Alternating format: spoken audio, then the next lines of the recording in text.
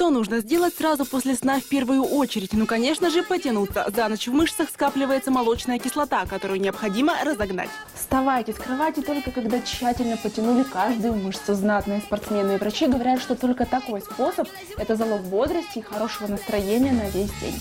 Но не только мышцам нужна разминка, мозгу, оказывается, тоже. Именно поэтому мы зеваем. Глоток свежего воздуха дает нам необходимую порцию кислорода.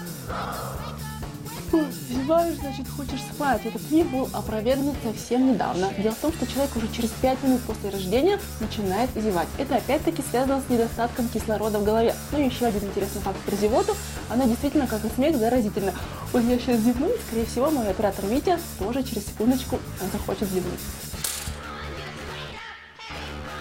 Просто зевнуть с утра мало, организму нужно побольше кислорода, поэтому проветриваем помещение и открываем окно. И тут может появиться гусиная кожа.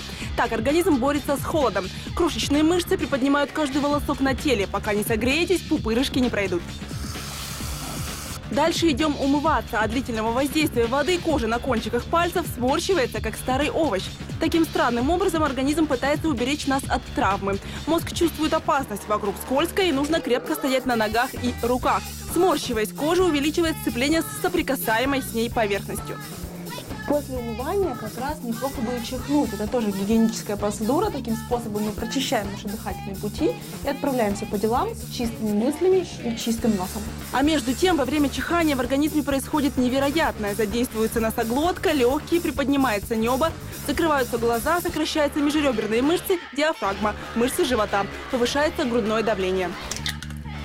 Дальше завтрак. Если делать это на бегу, то можно нарушить спокойную работу диафрагмы. Организм вам отплатит икотой, и она сигнализирует о нашей спешке. Просить икоту перейти на Якова бесполезно. А вот такие народные методы, как стакан воды или, например, задержать дыхание на 11 секунд, непременно помогут.